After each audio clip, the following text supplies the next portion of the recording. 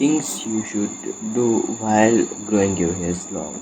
अगर तुम भी अपने बाल लंबे कर रहे हो तो ये चीज़ें रखना अपने ध्यान में कि तुम ये चीज़ें फॉलो कर रहे हो, जिसकी वजह से तुम्हारे जो बाल हैं उनकी क्वालिटी अच्छी रहेगी और तुम्हें जो प्रॉब्लम्स आती है लंबे बाल करते बाद लोगों को वो नहीं आएंगी। तो उन चीज़ों के बारे में हम बात करें।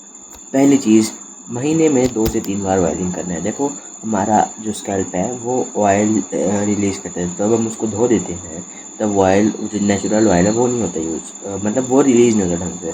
और आज के टाइम पे हमें महीने में 2 बार ऑयलिंग करना चाहिए बालों की, क्योंकि जो ऑयल है स्कैल्प में वो तो है ही, लेकिन एक्स्ट्रा जो सरसों का तेल और वो तेल है उससे थोड़े बहुत न्यूट्रिएंट्स या फिर जो नरिश करते हैं बालों को, वैसा थोड़ा सा इंपॉर्टेंट होता है, ज़्यादा नहीं, क्योंकि ज़्यादा करेंगे तो बाल फ्लैट हो जाते हैं।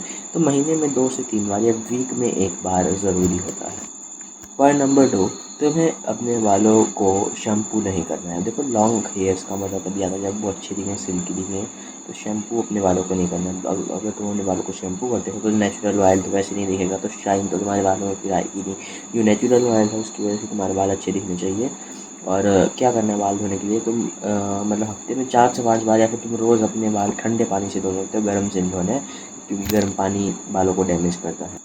पॉइंट नंबर 3, अपने बालों को लंबे करती बार अपने डैंड्रफ का ध्यान रखना है। देखो, मुझे आजकल ये प्रॉब्लम फिर से आ गई थी, मैंने ठीक कर दी थी एंटी डैंड्रफ शैम्पू लगा के, लेकिन शैम्पू मैंने छोड़ दिया, फिर से आ गई। तो मैं शैम्पू वगैरह नहीं लगाना चाहता, तो मैंने क्या किया, मैंने कर्ड वगैरह यूज़ की, जिसकी वजह से मेरा डैंड्रफ ठीक हो गया। लेकिन अगर तुम्हारा उससे भी नहीं होगा तो तुम कुछ नेचुरल चीज़ें और कर सकते हो, जैसे एग शैम्पू, या फिर तुम कच्चे दूध से बाल धो सकते हो, या फिर ऐसे रीठा पाउडर वगैरह, या फिर तुम ऐसे अलग अलग देसी नुस्खे ट्राई कर सकते हो, जिसकी गारंटी होगी तुम्हारे बाल को कोई डैमेज नहीं मिलेगा। लेकिन तुम्हारे बालों पे अगर वो सूट करते हैं तो उस चीज़ को भी तुम ट्राई कर सकते हो, ऑफ कोर्स।